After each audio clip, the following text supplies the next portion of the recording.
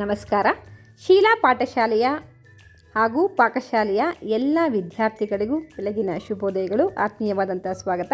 ಮಕ್ಕಳೇ, ಮೊನ್ನೆಯ ಒಂದು ತರಗತಿಯಲ್ಲಿ ಛಂದಸ್ಸು ಅಂದ್ರೇನು, ಗುರು ಲಘು ಹಾಕೋದು ಹೇಗೆ ಅಂತ ಹೇಳ್ಕೊಟ್ಟಿದ್ದೆ ಕಂದ ಪದ್ಯದ ಬಗ್ಗೆ. ಇವತ್ತು ಅದರ ಭಾಗ 2ರಲ್ಲಿ ಯತಿ, ಪ್ರಾಸ ಮತ್ತು ಗಣ ಯಾವ ರೀತಿ ಅದನ್ನು ಗುರುತಿಸ್ತೀವಿ, ಬರಿತೀವಿ ಅನ್ನೋದನ್ನ ಹೇಳ್ಕೊಡ್ತಾ ಹೋಗ್ತೀನಿ.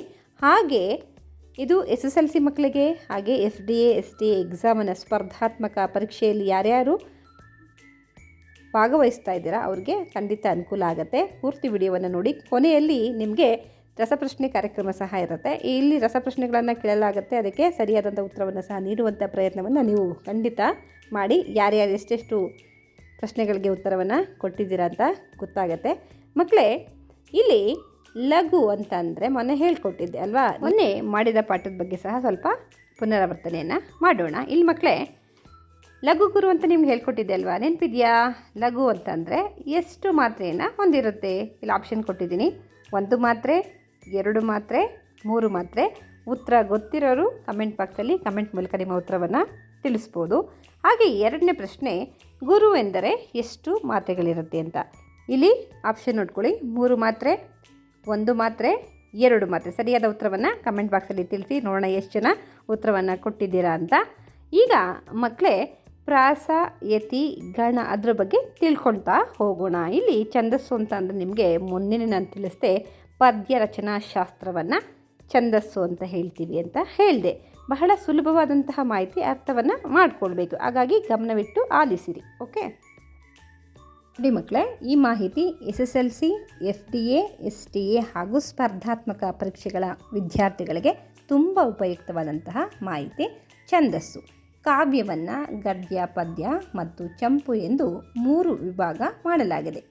ಚಂಪು ಅಂತ ಹೇಳ್ತೀವಿ, ಗದ್ಯ ಪದ್ಯ ಮಿಶ್ರಿತವಾದದ್ದು ಅಂತ ಹೇಳ್ತೀವಿ. ಕಾವ್ಯ ಗದ್ಯ ಪದ್ಯ ಮಿಶ್ರಿತ ಶೈಲಿಯಾಗಿರುವುದರಿಂದ ಪ್ರಧಾನವಾಗಿ ಗದ್ಯ ಪದ್ಯ ಎಂಬೆರಡೇ ವಿಭಾಗಗಳೆಂದು ಹೇಳ್ಬೋದು. ಅರ್ಥ ಆಯ್ತಾ ಮಕ್ಕಳೇ? ಪದ್ಯಗಳನ್ನು ರಚಿಸುವಾಗ ನಿರ್ದಿಷ್ಟ ನಿಯಮಗಳನ್ನು ಅನುಸರಿಸಲಾಗುವುದು. ಯಾವುದನ್ನು?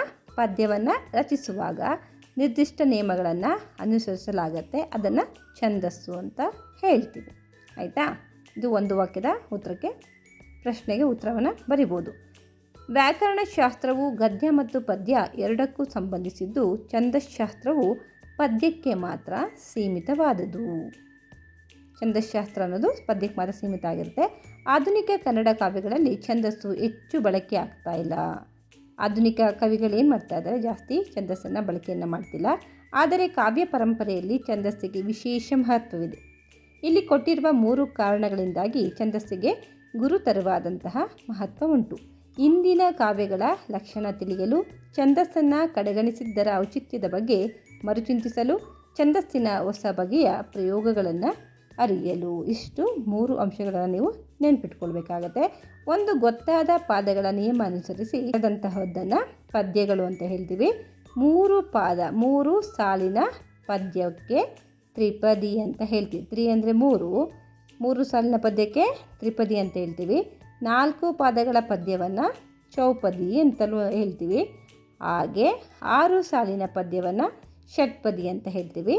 ಇತ್ತೀಚಿನ ಒಂದು ದಿನಗಳಲ್ಲಿ 14 ಪಾದಗಳ ಪದ್ಯವನ್ನು ಬರಿತಾ ಇದ್ದಾರೆ, ಅದಕ್ಕೆ ಅಷ್ಟಷಟ್ಪದಿ ಅಂತ ಹೇಳ್ತೀವಿ. ಅಷ್ಟ ಅಂತಂದರೆ 8, ಷಟ್ಪದಿ ಅಂದರೆ 6, ಒಟ್ಟು 14 ಸಾಲಿನ ಪದ್ಯಕ್ಕೆ ಇಲ್ಲಿ ಸುನೀತ ಮತ್ತು ಸಾನೆಟ್ ಅಂತಲೂ ಸಹ ಹೇಳ್ತೀವಿ. ಹಾಗಾಗಿ ಪದ್ಯ ಎಂಬುದು ನಿರ್ದಿಷ್ಟ ಒಂದು ಸಂಖ್ಯೆಯಲ್ಲಿ ರಚನೆಯಾಗತ್ತೆ. ಈಗ ಪ್ರಾಸ, ಯತಿ ಮತ್ತು ಗಣಗಳ ನಿಯಮದಿಂದ ಕುಡಿಯೋದನ್ನು ನೋಡೋಣ. ಆದುದರಿಂದ ಪದ್ಯವನ್ನು ರಚಿಸಲು ಬೇಕಾದಂತಹ ನಿರ್ದಿಷ್ಟ ಪಾದಗಳು ಅಂದರೆ ಸಾಲುಗಳ ಬಗ್ಗೆ ಮತ್ತು ಪ್ರತಿ ಪಾದದಲ್ಲಿ, ಪ್ರತಿ ಸಾಲಿನಲ್ಲಿ ಇರಬೇಕಾದಂತಹ ಪ್ರಾಸ, ಯತಿ ಹಾಗೂ ಗಣಗಳ ಬಗ್ಗೆ ತಿಳಿಸುವಂಥ ಒಂದು ಶಾಸ್ತ್ರವನ್ನು ಛಂದಸ್ಸು ಅಂತ ಹೇಳ್ತೀವಿ. ಪ್ರಾಸ ಅಂದರೆ ನೋಡ್ಕೊಳ್ಳಿ: ಗುರು ಹಿರಿಯರ ಅರಿಯದವನ ಅರಿವದೀತಕ್ಕೆ. ಕೆ ನೋಡ್ಕೊಳ್ಳಿ, ಇಲ್ಲಿ ಕೆ ಅಂಡರ್ಲೈನ್ ಮಾಡಿದ್ದೀನಿ, ರು ಅನ್ನೋದು ಸಹ ಇದೆ ಅಂಡರ್ಲೈನ್ ಮಾಡಿದ್ದೀನಿ. ಪರ ಹಿತಾರ್ಥಕ್ಕಿಲ್ಲದವನ ಶರೀರವೇತಕ್ಕೆ. ಕೆ ಮತ್ತು ರಾಗ್ ಎರಡಕ್ಕೂ ಅಂಡರ್ಲೈನ್ ಮಾಡಿದೆ, ಆಮೇಲೆ ಹೇಳ್ತೀನಿ. ಹರಿಯ ಪೂಜೆ ಮಾಡದವನ ಜನ್ಮವೇತಕ್ಕೆ. ಕೆಗೆ ಅಂಡರ್ಲೈನ್ ಮಾಡಬೇಕು. ಸೇರಿದವರ ರಿ, ಆಯಿತಾ, ಅಂಡರ್ಲೈನ್ ಆಗಿದೆ. ಸೇರಿದವರ ಒರೆಯದಂಥ ದೊರೆಯು ಏತಕ್ಕೆ ಅಂದರೆ ಪ್ರತಿ ಪಾದಲ್ಲಿ ಪ್ರತಿ ಸಾಲಿನ ಎರಡನೇ ಅಕ್ಷರ ಹಾಗೂ ಕೊನೆಯ ಸಾಲಿನ ಕೊನೆಯ ಅಕ್ಷರ ಏನಿದೆ ಒಂದೇ ರೀತಿ ಅಕ್ಷರಗಳಾಗಿದ್ದರೆ ಅದನ್ನು ನಾವೇಳ್ತೀವಿ ಪ್ರಾಸ ಅಂತ ಹೇಳ್ತೀವಿ. ಪದ್ಯವನ್ನು ಗಮನಿಸಿದಾಗ ಪ್ರತಿ ಸಾಲಿನ ಎರಡನೆಯ ಅಕ್ಷರದಲ್ಲಿರುವ ತೋರಿಸ್ತಾ ಇದ್ದೀನಿ ನೋಡಿ, ವ್ಯಂಜನಾಕ್ಷರ ಒಂದೇ ರೀತಿ ಆಗಿದೆ. ಅದೇ ರೀತಿ ಪ್ರತಿ ಸಾಲಿನ ಕೊನೆಯ ವ್ಯಂಜನವು ಒಂದೇ ಆಗಿದೆ.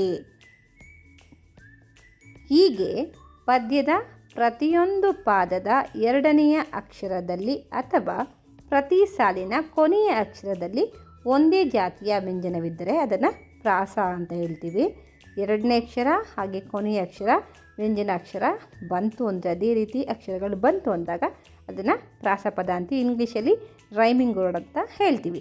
ಪ್ರತಿ ಸಾಲಿನ ಎರಡನೆಯ ಅಕ್ಷರ ಪ್ರಾಸವಾಗಿದ್ದರೆ ಅದನ್ನು ಆದಿಪ್ರಾಸ ಅಂತ ಹೇಳ್ತೀವಿ. ಎರಡನೇ ಅಕ್ಷರ ಪ್ರಾಸ ಆಗಿದ್ದರೆ ಆದಿಪ್ರಾಸ.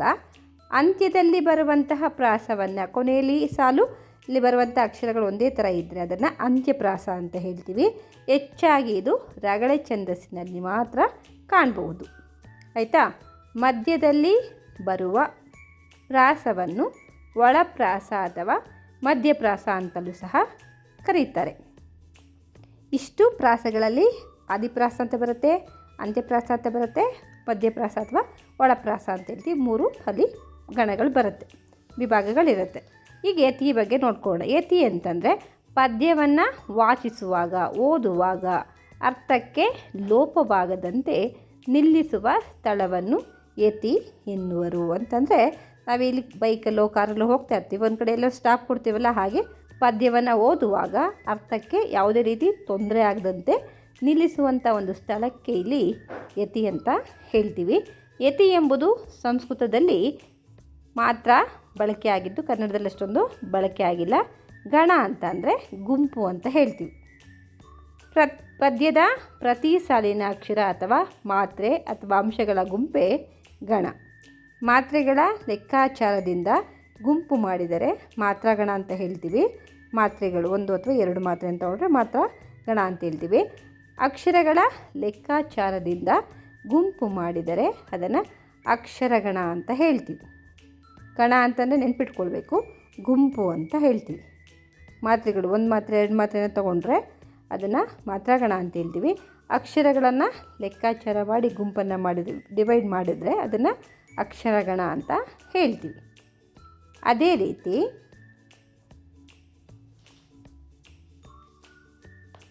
ಅಂಶಗಳ ಆಧಾರದಿಂದ ಗುಂಪನ್ನು ಮಾಡಿದರೆ ಅದನ್ನು ಅಂಶಗಣ ಅಂತ ಹೇಳ್ತೀವಿ. ಏನಂತ ಹೇಳ್ತೀವಿ? ಅಂಶಗಣ ಅಂತ ಹೇಳ್ತೀವಿ. ಗಣದಲ್ಲಿ ಮಾತ್ರಾಗಣ, ಅಕ್ಷರಗಣ ಮತ್ತು ಅಂಶಗಣ ಅಂತ 3 ವಿಭಾಗವನ್ನು ನೋಡ್ತೀವಿ. ರಿವೈಸ್ ಮಾಡ್ತಾಯಿದ್ದೀನಿ, ಕೇಳಿಸ್ಕೊಳ್ಳಿ. ಯತಿಯಲ್ಲಿ ಪದ್ಯವನ್ನು ನಿಲ್ಲಿಸುವಂಥ ಒಂದು ಸ್ಥಳಕ್ಕೆ ಯತಿ ಅಂತ ಹೇಳ್ತೀವಿ. ಪ್ರಾಸದಲ್ಲಿ ಆದಿಪ್ರಾಸ, ಅಂತ್ಯಪ್ರಾಸ ಮತ್ತು ಮಧ್ಯಪ್ರಾಸ ಅಂತ ಹೇಳ್ತೀವಿ. ಇಷ್ಟು ಬಹಳ ಮುಖ್ಯವಾದಂತಹ ಮಾಹಿತಿ. ಬೇಕಾದವರು ನೋಟನ್ನು ಮಾಡಿಕೊಡ್ಬೋದು. ಮಕ್ಕಳೇ, ಓದಿದ್ನ ಪದೇ ಪದೇ ಯಾರು ಪುನರಾವರ್ತನೆ ಮಾಡ್ತಾರೆ ಆಗ ಎಷ್ಟೋ ಪ್ರಶ್ನೆಗಳಿಗೆ ನಾವೇ ಉತ್ತರವನ್ನು ಹುಡ್ಕೊಳ್ಬೋದು. ಮಕ್ಕಳೇ, ನೀವು ಕಾಯ್ತಿದ್ದಂಥ ಸಮಯ ಅಪ್ಪ ಕೊನೆಗೂ ಬಂದೇ ಬಿಡ್ತು. ಅದೇನಂತಂದರೆ ಕ್ವಿಜ್ ಟೈಮ್ ಅಂತ ಹೇಳಿದ್ದೆ ಅಲ್ವಾ. ಈಗ ಆರಂಭ ಮಾಡೋಣ ಅಲ್ವಾ. ಈ ಪಾಠ ಈಗ ಏನು ಹೇಳ್ಕೊಟ್ಟೆ, ಪ್ರಾಸ, ಯತಿ, ಗಣ, ಅದಕ್ಕೆ ಸಂಬಂಧಪಟ್ಟಂತಹ ಪ್ರಶ್ನೆಗಳಿರುತ್ತೆ. ಅದಕ್ಕೆ ಪ್ರಶ್ನೆಗಳನ್ನು ನಾನು ಕೊಡ್ತೀನಿ, ಆಪ್ಷನ್ನು ಸಹ ಇರುತ್ತೆ. ನೋಡಿ ಯೋಚಿಸಿ ಸರಿಯಾದಂಥ ಉತ್ತರವನ್ನು ಹೇಳುವಂತಹ ಪ್ರಯತ್ನವನ್ನು ಮಾಡಿ. ಮೊದಲನೆಯ ಪ್ರಶ್ನೆ, ಛಂದಸ್ಸು ಎಂದರೇನು? ಆಪ್ಷನ್ ಇದೆ ನೋಡ್ಕೊಳ್ಳಿ. ಅಲಂಕಾರ, ಕಾವ್ಯದ ಲಯಬದ್ಧ ರಚನೆ, ಗದ್ಯ, ನಾಟಕ. ಸರಿಯಾದ ಉತ್ತರವನ್ನು ಹೇಳಿ. ಈಗ ಎರಡನೇ ಪ್ರಶ್ನೆಗೆ ಹೋಗೋಣ. ಪ್ರಶ್ನೆ 2, ಕಂದ ಪದ್ಯವು ಯಾವ ವರ್ಗಕ್ಕೆ ಸೇರಿದೆ? ಜಾತಿ ಛಂದಸ್ಸು, ವೃತ್ತ, ಗದ್ಯ, ಅಲಂಕಾರ. ಯೋಚಿಸಿ ಉತ್ತರ ಕೊಡಿ, ಆಯಿತಾ. ಈಗ 3ನೆಯ ಪ್ರಶ್ನೆ, ಗಣ ಎಂದರೇನು? ಅಕ್ಷರಗಳ ಗುಂಪು, ಪದಗಳ ಗುಂಪು, ವಾಕ್ಯಗಳ ಗುಂಪು, ಸಾಲುಗಳ ಗುಂಪು. ಯೋಚಿಸಿ ಉತ್ತರವನ್ನು ಕೊಡಿ. ಪ್ರಶ್ನೆ 4, ಪ್ರಸ್ತಾರವನ್ನು ಯಾವುದಕ್ಕಾಗಿ ಬಳಸುತ್ತಾರೆ? ಕತೆ ಬರೆಯಲು, ಅರ್ಥ ಕಂಡುಹಿಡಿಯಲು, ಗಣಗಳನ್ನು ಗುರುತಿಸಲು, ಅಲಂಕಾರ ತಿಳಿಯಲು. ಆಯಿತಾ? ನೆಕ್ಸ್ಟ್ ಪ್ರಶ್ನೆಗೆ ಹೋಗೋಣ. 5ನೇ ಪ್ರಶ್ನೆ. ಲಘು ಅಕ್ಷರವನ್ನು ಯಾವ ಚಿಹ್ನೆಯಿಂದ ಸೂಚಿಸುತ್ತಾರೆ? ಮೈನಸ್, ಯು ಚಿಹ್ನೆ, ಪ್ಲಸ್ ಚಿಹ್ನೆ, ಸ್ಟಾರ್ ಇದೆ. ಸರಿಯಾದ ಉತ್ತರವನ್ನು ಕೊಡಿ. ಪ್ರಶ್ನೆ 6. ಗುರು ಅಕ್ಷರವನ್ನು ಯಾವ ಚಿಹ್ನೆಯಿಂದ ಸೂಚಿಸುತ್ತಾರೆ? ಯು, ವೃತ್ತ, ಮೈನಸ್, ಹಾಗೆ ಸ್ಕ್ವೇರ್ ಅಂತ ಹೇಳ್ತೀವಿ, ಚೌಕ ಅಂತ ಹೇಳ್ತೀವಿ. ಸರಿಯಾದ ಉತ್ತರವನ್ನು ಕೊಡಿ. ಈಗ ಮುಂದಿನ ಪ್ರಶ್ನೆ. ಪ್ರಶ್ನೆ 7. 3 ಅಕ್ಷರಗಳ ಸಮೂಹವನ್ನು ಏನೆಂದು ಕರೆಯುತ್ತಾರೆ? ಪಾದ, ಮಾತ್ರೆ, ಗಣ, ವೃತ್ತ. ಸರಿಯಾದ ಉತ್ತರವನ್ನು ಹೇಳಿ. ಪ್ರಶ್ನೆ 8. ಕಂದ ಪದ್ಯ ಯಾವ ಛಂದಸ್ಸಿಗೆ ಸೇರಿದೆ? ಜಾತಿ ಛಂದಸ್ಸು, ವೃತ್ತ, ಗದ್ಯ, ಶ್ಲೋಕ. ಸರಿಯಾದ ಉತ್ತರವನ್ನು ಕೊಡಿ.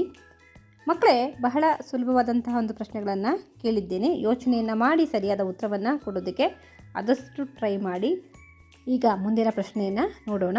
ಪ್ರಶ್ನೆ 9. ಷಟ್ಪದಿ ಎಂದರೆ ಎಷ್ಟು ಪಾದಗಳ ಪದ್ಯ? 4, 5, 6, 8. ಸರಿಯಾದ ಉತ್ತರವನ್ನು ಕೊಡಿ. ಪ್ರಶ್ನೆ 10. ರಗಳೆ ಯಾವ ಪ್ರಕಾರದ ಕಾವ್ಯ? ಜಾತಿ ಛಂದಸ್ಸು, ವಚನ, ಗದ್ಯ, ಅಲಂಕಾರ. ಇದರಲ್ಲಿ ಸರಿಯಾದ ಉತ್ತರ ಯೋಚನೆಯನ್ನು ಮಾಡಿ ಕೊಡಿ. ಮಕ್ಕಳೇ, 10 ಪ್ರಶ್ನೆಗಳನ್ನು ಇಲ್ಲಿ ಕೇಳಿದ್ದೆ. ಈಗ ಅದಕ್ಕೆ ಸರಿಯಾದ ಉತ್ತರವನ್ನು ಎಷ್ಟು ಜನ ಕೊಟ್ಟಿದ್ದೀರಾ ಅದನ್ನು ಫಸ್ಟು ಚೆಕ್ ಮಾಡ್ತೀನಿ.